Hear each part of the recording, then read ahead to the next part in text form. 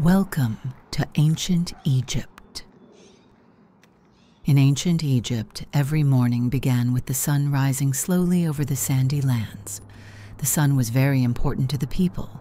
They believed it was a powerful god called Ra, who traveled across the sky each day in his shining boat.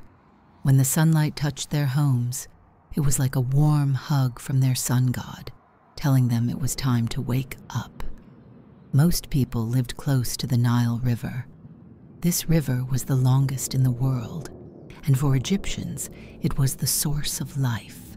Even though Egypt had huge deserts on both sides, the Nile made the land green and rich.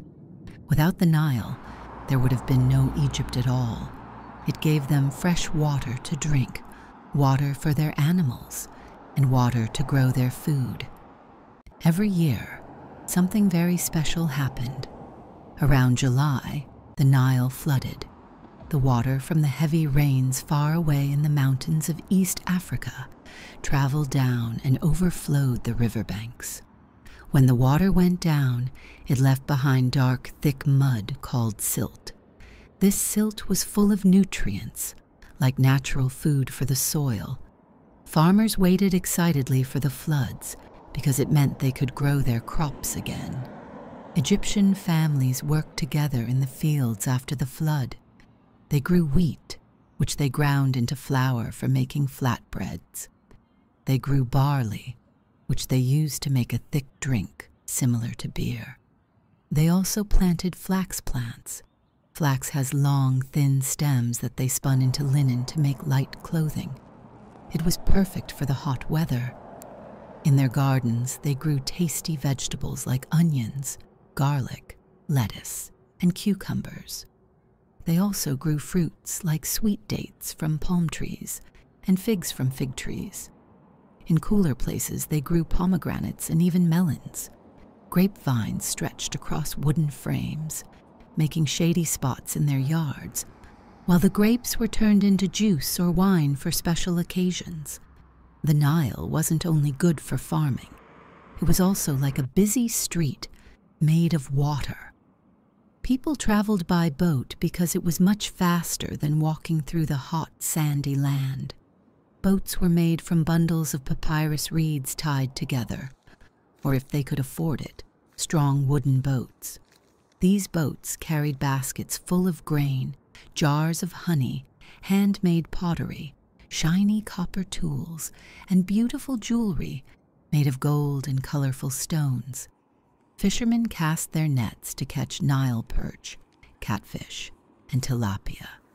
Sometimes they even used wooden traps to catch fish.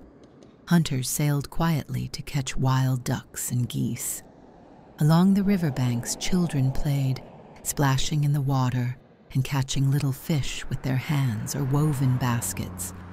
It was a lively place, full of sounds, splashing water, birds calling, and people working.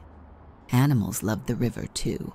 Hippopotamuses, though dangerous, spent their days floating in the cool water. Crocodiles hid in the reeds, waiting patiently for prey.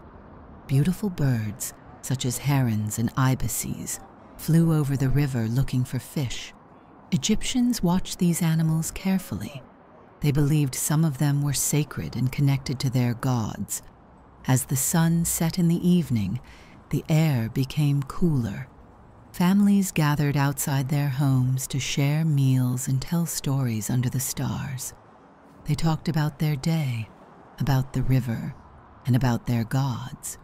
The clear night sky sparkled above them, and the gentle breeze from the river kept them cool. For the people of ancient Egypt, the Nile was not just a river. It was their friend, their helper, and their lifeline. It gave them water, food, and a way to travel. It was the reason their villages and great cities could grow. Every part of their life was connected to the great, mighty Nile. Now close your eyes and imagine you're lying on a soft mat in an Egyptian home. A gentle breeze cools your skin. The soft sounds of the village drift around you. The rustle of palm trees, the quiet purr of a cat, the laugh of a friend. You are safe, loved, and warm. Rest well, little explorer. Tomorrow, new adventures await.